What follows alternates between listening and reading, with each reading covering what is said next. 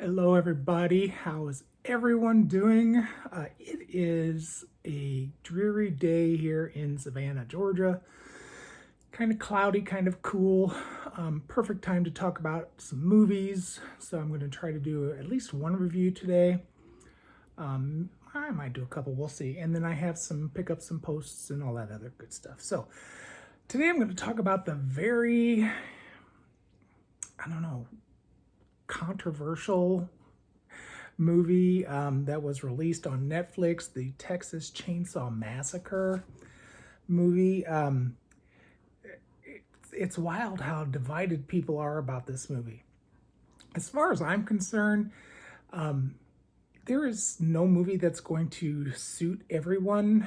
Everyone has their own taste. You may like movies that are made by the spare change in the director's pocket, really cheap, really cheesy, good acting, bad acting. We all have our various tastes.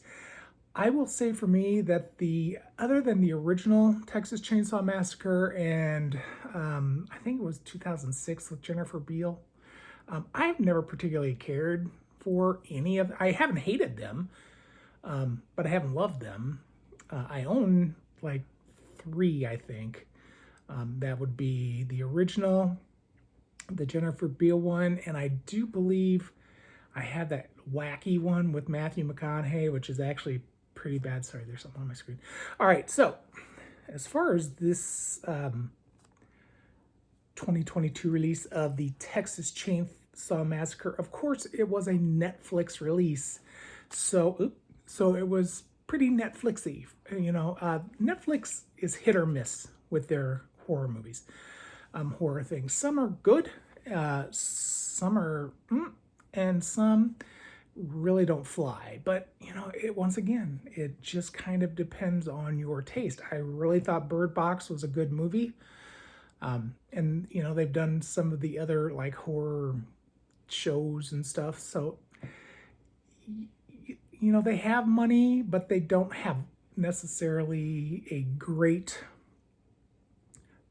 record on great horror movies. This movie was directed by a gentleman named David Blue Garcia. He does not have a whole lot of directing credits. And when the movie first started out, it was actually being directed by brothers who also did not have a lot of directing credits, but more than Mr. Garcia. And that was Ryan and Andy Tohill. They did most of the filming in Bulgaria. So if it kind of explains why some of it didn't look quite right to me, but whatever. And then what ended up happening was that I guess Netflix, whoever was in charge, wasn't really happy with the filming that the Tohill brothers did, so they fired them, or they quit because of not agreeing with the owners or whatever. What is that word that they use? Creative differences, yeah. So yeah, they got off, whatever. It's not the longest movie in the world. It's only 81 minutes, and it is pretty fast paced. There's not a whole lot of like drag time with this. It just, once it starts, it's kind of like, okay, here we go. As far as the positives, that is one of them, is that it is very fast paced and we're not dealing with a lot of, filler. I thought that the actor who played Leatherface was like really big and intimidating. And at times pretty damn scary. So, the guy who played him in this movie, kudos to him. I was really excited that they brought the character of Sally back, even though the original Sally passed away a few years ago. They did bring her back, and the lady that played her was good. Different, but good. Also, I thought the young lady who was basically the main girl, Sarah Yarkin, she played Melody. I thought she was good. I thought her acting was pretty much good. I thought a lot of the kills were brutal, especially like the arm breaking and the leg breaking and the head smashing and the cutting in half and all that stuff. They were all pretty brutal. Overall, the acting was fine. The main characters were fine. Some of those people on the bus, they were just there to get cut in half. So, and as far as the suspense or the tension in the movie, it was at times fine. Not the most intense movie, but most Netflix movies really aren't that intense. All right, so for my dislikes, I absolutely hated the ending. That was a bullshit ending. It truly took away something from the movie. And I know that not all horror movies have to have a survivor, but that girl deserved it. That's all I'm going to say. I was pissed. I also thought it was pretty crappy I loved that they brought Sally back, but why? Just to treat her the way they treated her? No. Come on. And there was parts of the Sally character that I didn't get. First of all, there wasn't a whole lot of development in any of the characters, except for maybe the two girls at the end. You kind of knew who they were. The rest of them were just on and off before you knew what the hell happened. So that was kind of difficult. The way they treated Sally's character, I really hated that, but oh well. Once again, it was very Netflixy. You just have to kind of take what you get with Netflix stuff.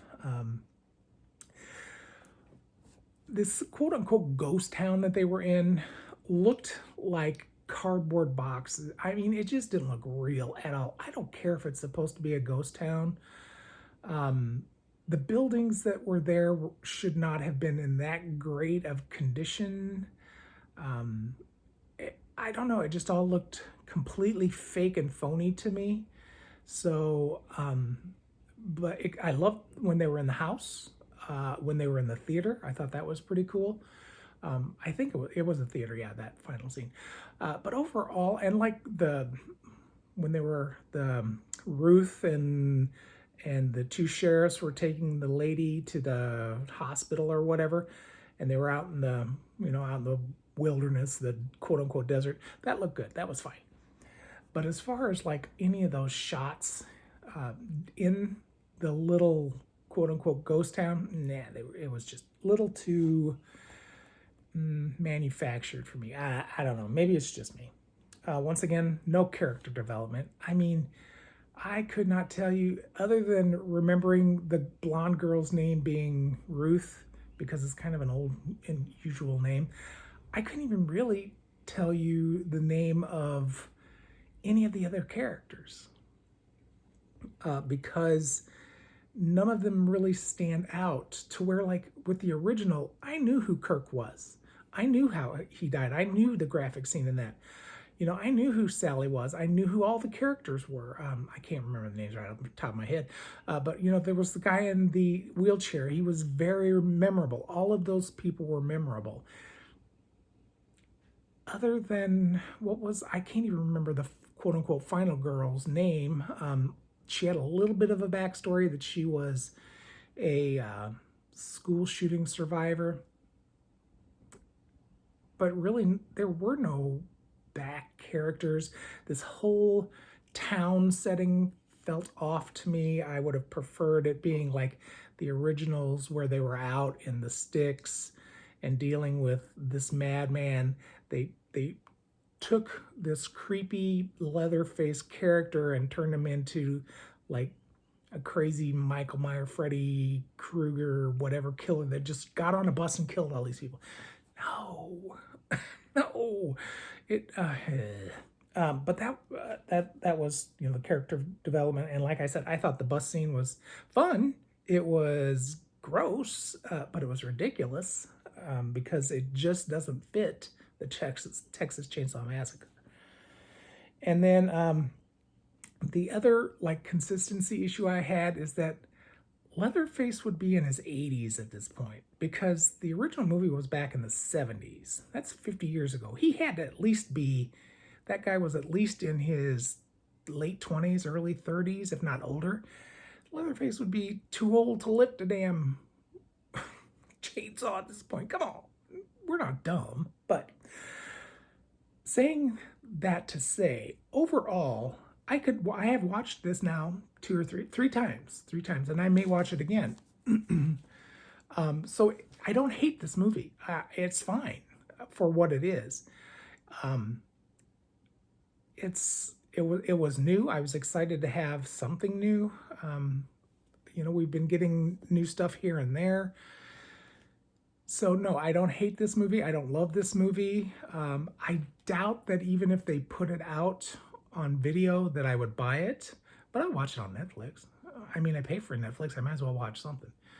And like I said, some of those scenes, the scene with the mechanic, I love that scene. So yeah, that's kind of my thoughts and reviews on the Texas Chainsaw Massacre. Let me know what you think. And once again, it's okay to agree or disagree with me. I don't see an issue with us having different tastes in movies. I just don't understand the hate, so much anger. Come on, it's a movie. All right, guys, thanks for everything, and I will talk to you soon.